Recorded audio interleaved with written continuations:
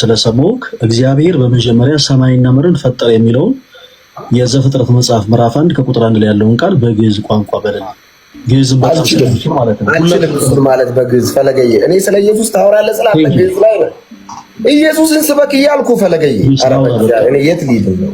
ላውራ አንድ ጊዜ እኔ እግዚአብሔር ያክብርልኝ። አንተ በቀረች ደቂቃ እሱ ይቀጥል። ጥያቄና መልስ አይደለም አይደለ? እኔ ጥያቄና መልስ አላልኩኝ፣ የኔ ደቂቃ ነው። ስለዚህ እኔ ስናገር እንደዛ እኮ አይደለም። የእግዚአብሔር ቃል ራሱ ነው ተጫወት ነው አይደል? እሺ፣ ለእንዳልክ ስለ ግዕዝ ቋንቋ የጠየኩት ግዕዝ ቋንቋ ማወቅ የእውቀት ጥግ ሆኖ አይደለም። በነገራችን ላይ በዚህ አጋጣሚ የትኛውም በምድር ላይ ያለ ቋንቋ ተመሳሳይ ነው። ግዕዝ ከሌላ ቋንቋ የሚለየው ምንም አይነት ነገር የለም። ግን እንዳልክ ቅድም ትንሽ ሲያፏጭበት ስለነበረ ነው ግዕዝ ቋንቋን ከማንም የተሻለ ከማንም የበለጠ እችላለሁ የሚል ሐሳብን ሌላው ጊዜ አይለመደን።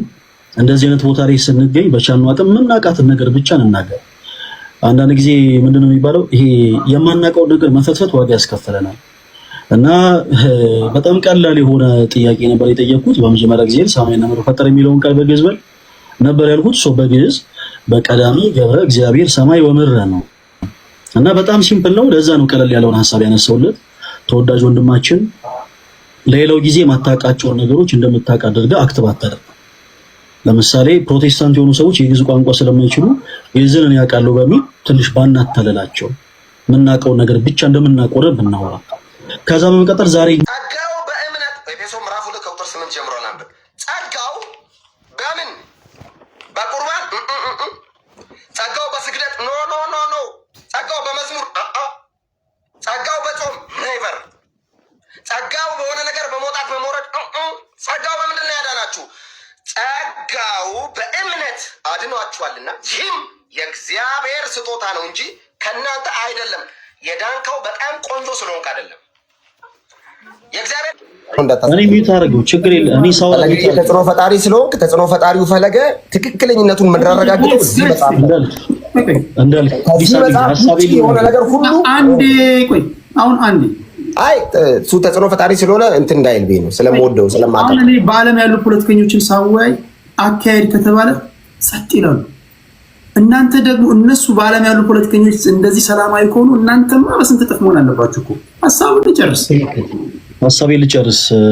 ይቅርታ እንዳልክ ተጽዕኖ ፈጣሪ ነው ምናምን ለሚለው እግዚአብሔር ይመስገን ተጽዕኖ ስለፈጠርኩበት ነው ይመስለኛል ያለው። እሺ ለጨዋታ ነው ያልኩት። እንደ ሐሳብ ምንድነው መሰረት ሄዲሻ ለምሳሌ ሶስት መሰረታዊ ነገሮችን ላንሳለ ለቀጣዩ። አሁን አንተ ልጅ ስታረግ ችግር የለውም። አሁን አንተም ብለን ስለሆነ የመጣ ነው ለስልክ ስታወያይ እነዚህ መሰረታዊ ነገሮች እንድትይዛቸው ነው። አንደኛ ኢየሱስ ክርስቶስ የሚለው ስም ሰዎችን ማብሸቂያ ስም አይደለም። ለምሳሌ እኔ አንተ እንድታምን ኢየሱስ የሚለውን ስም ስጠራ አንዳንድ ሃይማኖተኞች እንዲሉታል ይወልይ ማን ብዬ የሆነ ውዥብርብር አድርጌ ሳይሆን በቃ አሁን አንተ አይደለ የጠየቀው አንተ እንድትረዳ አድርጌ ነው መንገር ያለብኝ።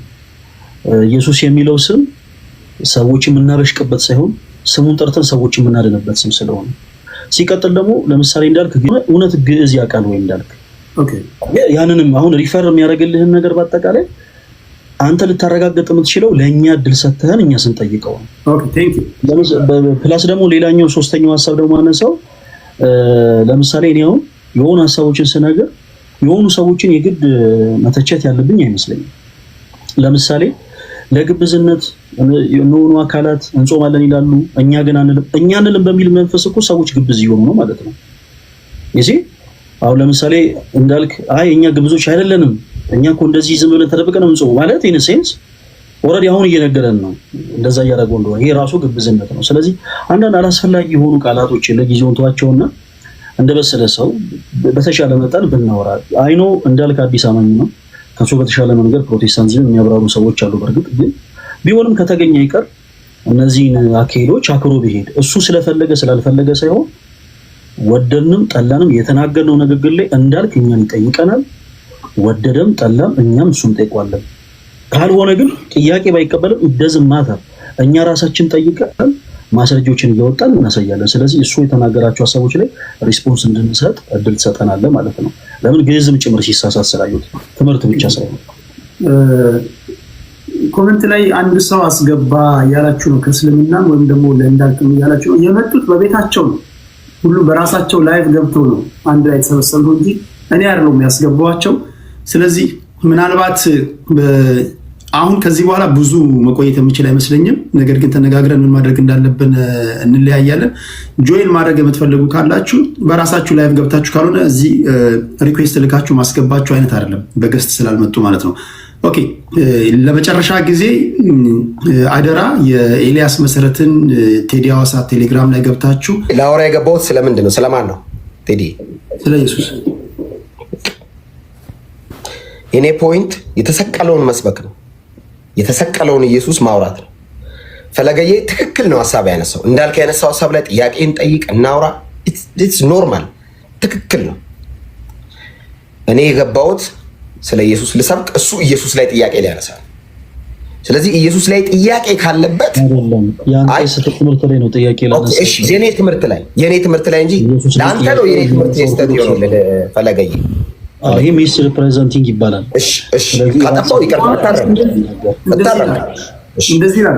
በሌላ ጊዜ ቀጠሮ ተቀጣጥረን እኔና ፈለገ እናውራ ስለ ኢየሱስ ደስ ነው። ወይ ደግሞ አንተ ወጥተህ ቴዲ እኔና ፈለገ ቁጭ ብለን ስለ ኢየሱስ እናውራ። ዛሬ አሁን እናውራ። ደስ ነው የሚለኝ ስለ ኢየሱስ በጣም በደስታ ነው የማወራው። እኔ ብዙ አልቆይም። አሁን እኔ አንድ ነገር ማድረግ ማትችሉ ከሆነ ወንድማማቾች ነን፣ እንለያያለን።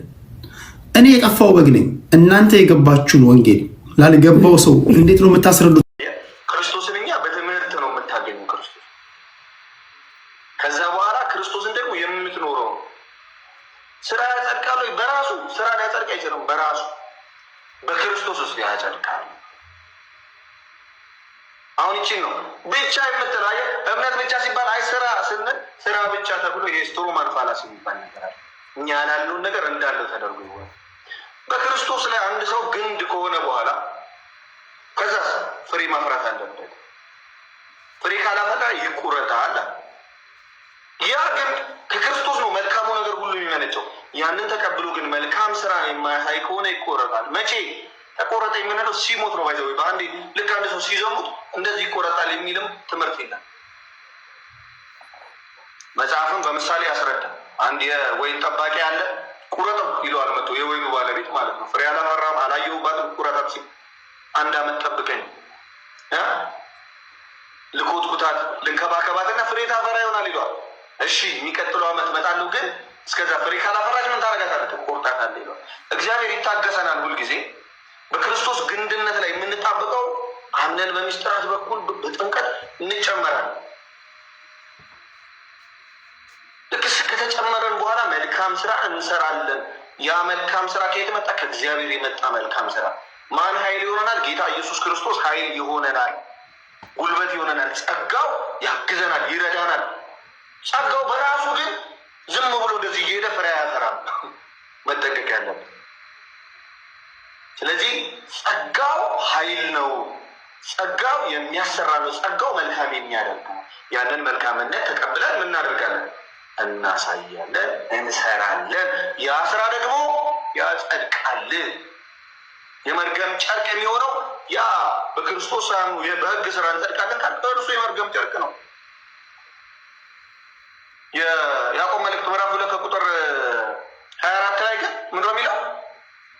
ሰው በእምነት ብቻ ሳይሆን በስራ እንዲጸድቅ ታያላችሁ። ይህ የሚያጸድቀው ስራ ነው፣ በክርስቶስ ኢየሱስ የሆነው ስራ። በክርስቶስ ኢየሱስ ያልሆነው ስራ ግን አያጸድቅም። ስለዚህ ለአንድ ክርስቲያን ፍሬ አፍራ ትለዋለህ። ልጨርሰው። እሺ፣ ለአንድ ሰው ላላመነ ሰው ወይም ኢየሱስ ክርስቶስን ለማያውቅ ሰው ጌታ ኢየሱስ ክርስቶስን ተቀበል ትድናለህ። ጌታ ኢየሱስ ክርስቶስን ለተሰበከ ሰው ደግሞ በሚስጥራት ማለፍ አለበት። ተጠመቅ ትለዋል። ልክ ሐዋርያት እንዳደረጉት። ግን የምትጠመቀው ዝም ብለህ ለመሰካሪነት ነው? ከየት እናመጣዋለን? ሐዋርያት ያልተናገሩት ከየት ይመጣል? ይሄ ዲኖሚኔሽን ነው። የሆነ ሰዓት የሆኑ ሰዎች የፈለሰፉት የአይምሮ ውጤት ለምስክር ነው የሚል አንድም የመጽሐፍ ቅዱስ ጥቅስ የለም። ቻሌንጅ ያደርጋሉ። ለምሳሌ እንዳልክ ግዕዝን ከኔ በላይ የሚያውቅ የለም ምናምን የሚሉ ሰዎችን ተናግሯል። አሁን ተናግሮኛ ጸጥ የምንል ከሆነ ማንጠይቀው ከሆነ የነገረህን ነገር እውነት ይሁን ውሸት አትለየውም። ለምሳሌ እኔ ግዕዝ ቋንቋ በተወሰነ መልኩ እችላለሁ። እንደ ግዕዝ እንዳልክ የምችል አይመስለኝም።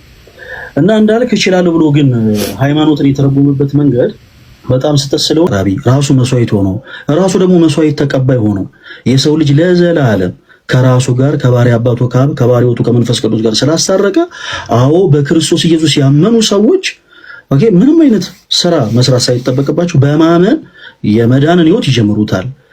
ግን ከጀመሩት በኋላ አይ አንዴ ድኛለሁ ተብሎ ግን ቁጭ ማለት የለም ነው። በእኛ በኢትዮጵያ ኦርቶዶክስ ተዋሕዶ ቤተክርስቲያን አስበው እንደዚህ አይነት ትምህርት የለም። በቃ አንዴ ድኛለሁና ከዛ በኋላ በቃ ምንም አይነት ነገር ብሰራ ምንም አይነት ነገር ባደርግ ይሄ ድነት አይነጠቅም የሚል አይነት ትምህርት የለም። ለምሳሌ ከአምስቱ ሶሎች ውስጥ አንዱ እምነት ብቻ ነው። ሰዎች በማመናቸው ብቻ የዘላለም ህይወትን ያገኛሉ የሚል ትምህርት ምንም አይነት መጽሐፍ ቅዱስ መሰረት የለውም። ነገር ግን በበጎ ስራ መጽናት አለባቸው፣ መልካም ፍሬን ማፍራት አለባቸው የሚለው ሐሳብ ይጋጫል ከዚህ ሐሳብ ጋር አልከው። እስኪ ሁለት የመጽሐፍ ቅዱስ ሐሳቦችን እናንሳ። አንደኛ በመጀመሪያ ያነሱት የመጽሐፍ ቅዱስ ክፍልን በደንብ አድርገን እንመልከተው። የዮሐንስ ወንጌል ምዕራፍ 15 ቴዲሻን ታውጣልኝና አንተ ራስህ አበበው እስቲ። የዮሐንስ ወንጌል ምዕራፍ 15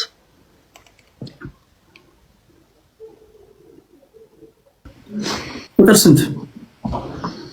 ከቁጥር 2 ቁጥር 2 ላይ ያለውን አንብበልኝ። ቁጥር 2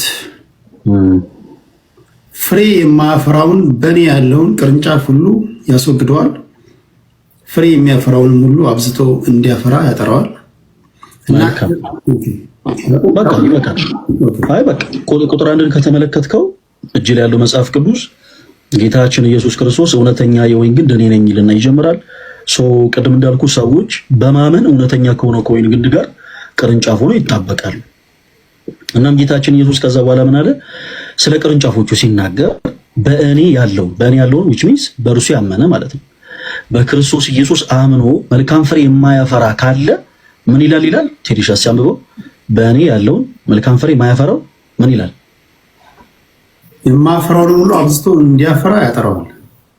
ከዛ ከፍ ብሎ በእኔ ያለውን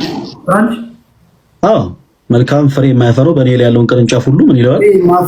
ፍሬ የማያፈራውን በእኔ ያለውን ቅርንጫፍ ሁሉ ያስወግደዋል። ይሲ ስለዚህ አንድ ሰው በክርስቶስ ኢየሱስ ካመነ በኋላ መልካም ፍሬን የማያፈራ ከሆነ ይወገዳል። ላለመወገድ በክርስቶስ ኢየሱስ አምኗል። ከዛስ መልካም ፍሬን ደግሞ ማፍራት አለበት። መልካም ፍሬን ሲያፈራ ጌታችን ኢየሱስ እንዳለው አባት አብዝቶ እንዲያፈራ ያጠራዋል። ቁጥር 2 ላይ አሁን ያነበብከው ክፍል ላይ ይወገዳል የተባለው መልካም ፍሬ ባለማፍራቱ ነው። ማመኑ ብቻውን ከመወገድ አዳነው ወይ አላዳነው? እሺ በክርስቶስ ኢየሱስ አምኖ አንድ ሰው ከዛ መልካም ፍሬን ማፍራት አለበት። መልካም ፍሬ ማያፈራ ከሆነ ግን ምን ይላል? ይወገዳል። ማመኑ ብቻውን ከመወገድ ምን አይለው? አያድነውም። ሌላ አንድ ጥቅስ እንጀምር እስቲ። የያዕቆብ መልእክት ምዕራፍ 2ን አውጣው።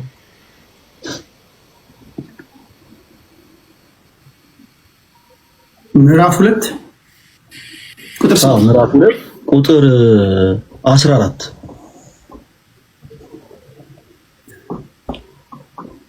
ወንድሞቼ ሆይ እምነት አለኝ የሚል ስራ ግን የሌለው ሰው ቢኖር ምን ይጠቅመዋል? እምነቱስ ሊያድነው ይችላልን? በቃ አሁን ቅዱስ ያዕቆብ እንግዲህ በግልጽ አማርኛ የተናገረ ነው። መነሻችን የሆነው ዮሐንስ ወንጌል ምዕራፍ 15 ላይ ነው። ጌታችን ኢየሱስ እንዳለው በእርሱ አምኖ መልካም ፍሬ የማያፈራው ይወገዳል። እናም ቅዱስ ያዕቆብ ከዚህ ላይ ተነስቶ ምን ይለናል? ወንድሞች ሆይ እምነት አለኝ የሚል ሰው ቢኖር እና ነገር መልካም ስራን የማይሰራ ከሆነ ስራ ግን ከሌለው እምነቱስ ሊያድነው ይችላልን ይላል። እምነቱ ሊያድነው ስለማይችል ማለት ነው። እስኪ እንደውም እንዲያጠነክርልን ቁጥር 20 አንብባት። እዛው ላይ የያዕቆብ መልእክት ምዕራፍ 2 ከቁጥር 20 ላይ ምን ይላል ቴዲሻ? አንተ ከንቱ ሰው እምነት ከስራ ተለይቶ የሞተ መሆኑን ልታውቅ ትወዳለህን? እምነት ከስራ ተለይቶ ምን ያለ ነው? የሞተ ነው። ይሄ የቅዱስ ቤተክርስቲያናችን ትምህርት ነው ቴዲሻና ከአነሳን የመጽሐፍ ቅዱስ ሐሳብ ጋር ፈጽሞ የሚጣረስ አይደለም። ስለዚህ አንድ ሰው በክርስቶስ ኢየሱስ አምኖ መልካም ስራን የማይሰራ ከሆነ የዘላለም ሕይወትን አያገኝም፣ ፈጽሞ አያገኝም። ስለዚህ ቴዲሻ የዘላለም ሕይወትን ለማግኘት ቅድም እንዳለው በመጀመሪያ ቅዱስ ቤተክርስቲያናችን የምታስተምረው በክርስቶስ ኢየሱስ እንዲያምን ነው። ካመነ በኋላ ግን በተለያዩ ሱት የሆኑ ትምህርቶች እንዲታለልብን አንፈልግም። ለምሳሌ ቅድም እንዳልኩ ሰዎች በማመናቸው ብቻ የዘላለም ሕይወትን ያገኛሉ ምናምን የሚባል ነገር አለ። ስሜቴነት ለክርስትና ጸር ነው እና አንዳንድ ስሜት የሆኑ ሰዎች እንደዛ ይላሉ። ነገር ግን የቅዱስ ቤተክርስቲያናችን ትምህርት በሊናል እምነት ከስራ ተለይቶ የሞተ ነው። እምነት ከስራ ተለይቶ ምን ያለ ነው? የሞተ ነው። አንድ የመጨረሻ ጥቅስ ልድገምልህ ይልሻ። ይቅርታ ነገር አበዛው። ከዛ ለወንድሞች እድል እሰጣለሁ። ቅዱስ ጳውሎስ በሮሜ መልእክቱ ምዕራፍ 2 ከቁጥር 7 ላይ ያለውን ሐሳብ ምን እንደሚለን እስኪ እንመልከተው። ሰዎች በበጎ ስራ በመጽናት የዘላለም ሕይወትን እንደሚያገኙ ይናገራል። በጣም የተወደደ ቃል ነው። ሮሜ ምዕራፍ 2 ቁጥር 7 በበጎ ስራ በመጽናት ምስጋናንና ክብርን የማይጠፋንም ሕይወት ለሚፈልጉ የዘላለም ሕይወት ይሰጣቸዋል። እሺ በጣም ይሄውን በጣም የተወደደ እኔ በዚህ አጋጣሚ ለቴዲሻ ሳይሆን በጣም ብዙ ፕሮቴስታንቶች ወንድሞች ያላችሁ በጣም በፍቅር እንወዳችኋለን እና ይሄንን ቃል ፕሊስ ደጋግማችሁ አንብቡት። ቅዱስ ጳውሎስ በሮሜ መልእክቱ ምዕራፍ 2 ከቁጥር 7 ላይ ምን ይላል? በበጎ ስራ በመጽናት በምን አይነት ስራ በመጽናት? በበጎ ስራ በመጽናት ከዛ ምን የሚፈልጉ ምስጋናን ከአምላካቸው ዘንድ ክብርን ከአምላካቸው ዘንድ የማይጠፋ ሕይወትን እሺ ከአምላካቸው ዘንድ ለሚፈልጉ እርሱ ጌታችን ኢየሱስ ክርስቶስ ምን ይሰጣቸዋል? ቴዲሻ ምን ይሰጣቸዋል ይላል? የዘላለም ሕይወትን ይሰጣቸዋል። የዘላለም ሕይወትን ይሰጣቸዋል ይላልና ይሄ የቅዱስ ቤተክርስቲያናችን ትምህርት ነው። ሌላ ስም ሊሰጠው ይገባል እንጂ ጌታ የተጠቀመውን ሃይማኖት የሚለው ስም ሐዋርያት የተጠቀሙትን ሃይማኖት የሚለውን ስም ተጠቅሞ ሃይማኖት እንደዚህ ነው ከተባለ ይሄ አደገኛ ነው። ስለዚህ ምንድነው ስለ ሃይማኖት ልጽፍላችሁ እንድትጋደሉ እየመከርኳችሁ ጽፍላችሁ ዘንድ ምን ሆነብኝ ይላል። እንዲሁ ውዴታ አይደል ግድ ሆነብኝ ይላል። ስለዚህ ግድ ሆኖበታል ይሁዳ መንፈስ ቅዱስ ነው ይሄን ነገር። ሃይማኖት ማለት ምን ማለት ነው ሲባል ደግሞ አንድ ጊዜ ለሐዋርያት የተሰጠች እምነት አለች። አንድ ጊዜ ለሰዎች ሁሉ እንዲድኑበት የተሰጠ እምነት፣ በዛ እምነት ማመን ሃይማኖት ይባላል። ሌላ ትርጉም የለውም አይደል? ሃይማኖት ማለት ይሄ ነው ወይ? ስለዚህ በክርስቶስ ማመን በራሱ ሃይማኖት ነው። በክርስቶስ ግን በምንድን ነው የምታምነው? በትምህርቱ ነው የምታምነው እንጂ መርጬ አንድ ጥቅስ አምኜ ሌላዋን አክፋፋለሁ ካል ታዲስ ምን ፍቅርና ወይ? ክርስቶስን እንዴት እናምናለን? ለምሳሌ ክርስቶስ በምድር ላይ ሳለ በማርቆስ 16 ላይ ያመነ የተጠመቀም ይድናል ይላል። እንግሊዘኛው ኤንድ ነው የሚለው። ምን የምትለው ቃል ኤንድ ነው የምታመለክተው። ያመነና የተጠመቀ ይድናል እየተባለ ያው አምኜ ከዛ በኋላ ጥምቀት ግን የምፈጽመው ለምልክት ነው ለማረጋገጫ ነው ካለ ዲሲዝ መናፍቅ ብሮ መናፍቅ ብለን መጥራት እንችላለን። እሱ ለምን ያመነ እና የተጠመቀ ይላል ቃሉ። ስለዚህ እምነት ብቻ ሲባል ሰምተናል ቀደም። ከየት መጣ? የለም ባይብል ሙሉ ባይብል ቢታሰስ እምነት ብቻ የሚል ቃል አንድ ቦታ እናገኛለን። እሱም ሰው በእምነት ብቻ ሳይሆን በስራ እንዲጸድቅ ታያላችሁ የሚለው ያዕቆብ መልእክት ላይ ነው እምነት ብቻ የሚለውን ቃል የምናገኘው እንጂ የለም። ይሄ እምነት ብቻ የሚለው ቃል የመጣው መጽሐፍ ቅዱስ ተጽፎ ሐዋርያት ሰብኩ ከብዙ ሺህ ዓመት በኋላ ከካቶሊክ ቤተክርስቲያን በወጣ ማርቲን ሉተር በሚባል ሰውዬ ነው። ያ ፌዝ አለው እምነት ብቻ ብሎ የመሰረቱ ከአምስቱ ሶላዎች አንዱ ነው። መጽሐፍ ቅዱስ ላይ ግን የለም። ወይ ቅዱስ ጳውሎስ ስለ ጥምቀት ሮሜ 6:3 ላይ ጥምቀት ከክርስቶስ ኢየሱስ ጋር አንድ የምንሆንበት ነው፣ ከሞቱ ጋር ደግሞ አንድ የምንሆንበት ነው ብሎ አስተምሮ ኢየሱስን ማመን ነው የሚያድነው። አይ ጥምቀት አያድንም፣ ከኢየሱስ ጋር አንድ አትሆንም ካልኩ መናፍቅ ኢየሱስን አምናለሁ ይላል፣ ግን ኢየሱስን አያምንም ማለት ነው። ኢየሱስን የምናምነው እኛ በተግባር ነው፣ ከተናገረው ከትምህርት አንጻር ነው የምናምነው። አንደኛ ጴጥሮስ ምዕራፍ 3 ቁጥር 21 ላይ ይህም ውሃ ማለትም ጥምቀት ብሎ የኖህ ውሃን ጠርቶ ማለት ነው። በኖህ ጊዜ ዓለምን ሁሉ ያ ውሃ ጠፋና ንጹሑን ደግሞ የኖህን ቤተሰብ ለማን አቀረበ? ለእግዚአብሔር አቀረበ። የሱ ምሳሌ ሆኖ አሁን ያድናል እያለ አይ ጥምቀት አያድንም ግን ኢየሱስ ነው የሚያድነው። ኧረ በኢየሱስ ከየት መጣ ያስተምረው? ይሄም ምን ይባላል? ኢየሱስን አለማመን ይባላል። የሐዋርያት ሥራ ምዕራፍ 2 ከቁጥር 38 ላይ ንስሐ ግቡ ኃጢአታችሁ የሚሰረይ ዘንድ እያንዳንዳችሁ በኢየሱስ ክርስቶስ ስም ተጠመቁ ይላል። ጥምቀት ለኃጢአት ስርየት አይሆንም የሚል ሰው ከመጣ እንግዲያውስ ዌልካም። ስራ ያድናል ብዬ አልሰብኩም፣ እሱ ኢየሱስ ያድናል ብዬ ሰብኳለሁ። የትኛው ኢየሱስ? ጥምቀት ለኃጢአት ስርየት ይሆናል ብሎ በሐዋርያት በኩል የነገረኝ ያ ኢየሱስ ያድናል ብዬ ኢየሱስን ሊሰበክ ይገባዋል። ይህ ሰው ነው። የማርቆስ ወንጌል ምዕራፍ 14 ከቁጥር 22 እስከ 23 ስጋውን ይሄ ቂጣውን ቆርሶ ስጋዬ ነው ብሎ ደሙን ደግሞ ቀርቶ ደሜ ነው ብሎ አይ የኢየሱስ ክርስቶስ ስጋ እና ደም እንደዚሁ ነው እንጂ ስጋና ደሙ አይደለም ብሎ የሚያምን ሰው በምልጃ አመን በስራ አይደለም በኢየሱስም አለለው ጌታ ኢየሱስን ተቀበል አንተና ቤተሰቦች ትድናላችሁ ብዬ እሰብኳለሁ መሰበክ አለበት ኢየሱስን ይዘው ኢየሱስን ስለማያውቀው ኢየሱስ ባይዘው ስም ሳይሆን ኢየሱስ ማለት ድርጊት ወይ እንዴት ሆነ ሲባል ኢየሱስ ክርስቶስ የተባለው ራሱ ምን ተብሎ ነው መልአኩ መጥቶ ህዝቡን ከኃጢአት ያድናቸዋልና ማን ትለዋለህ አለ ኢየሱስ ትለዋለህ ኢየሱስ ማለት አዳኝ ስለሆነ ኢየሱስ አዳኝ ስለሆነ ነው ኢየሱስ የተባለው ክርስቲያን የሚባለው ክርስቶስ ያለውን ቃል ሐዋርያት የተናገሩትን ቃል በሞላ ሲቀበል ነው እንጂ ለሆነ ነገር የሚመቸው ነገር እየመረጠ ሲወስድ እሱም ክርስቲያን ሳይሆን እኛ መናፍቅ እንለዋለን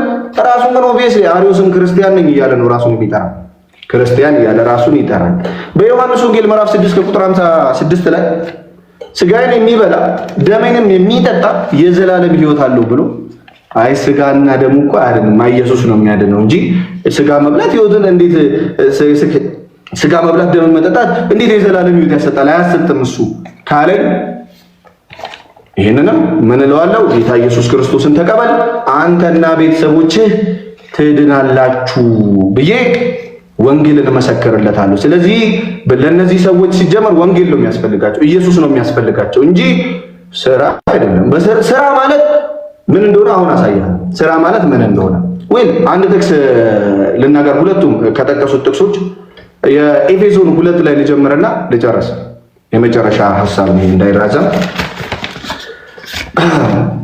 ኤፌሶን 2:8 እንግዲህ ቆርጦ ነው የሚነበበው ይሄ ጥቅስ ብዙ ጊዜ ጸጋው በእምነት አድኗቸዋል አሜን እላለሁ እንደ ክርስቲያን ጸጋው በምን አድኖኛል በእምነት አድኗቸዋል ይህም የእግዚአብሔር ስጦታ ነው እንጂ ከእናንተ አይደለም የእግዚአብሔር ስጦታ ነው እንጂ በእምነት ያዳናል ከኛ አይደለም ኦብቪየስሊ ማንም እንዳይመካ ከሥራ አይደለም ማንም እንዳይመካ ከሥራ አይደለም ከሥራ አይደለም እሺ የቱ ነው ግን ከሥራ ያለው እኛ ፍጥረት ሆነንና እንመላለስበት ዘንድ እግዚአብሔር አስቀድሞ ያዘጋጀውን መልካሙን ሥራ ለማድረግ በክርስቶስ ኢየሱስ ተፈጠረ ሰው ለመፈጠር ሰው ከእግዚአብሔር ለመወለድ ሰው ልጅ ለመሆን አንዳችም ሥራ አይሰራም እንዲሁ ምን ያደርጋል ክርስቶስን አምኖ በምን በኩል ቅድም እንዳልነው ሮሜ 6:3 አንድ ለመሆን ምን ያደርጋል ኢየሱስን ማመን ማለት ምን ማለት ነው ይጠመቃል በሚስጥራት በኩል ጌታ ኢየሱስ ክርስቶስን ይቀበላል ለምን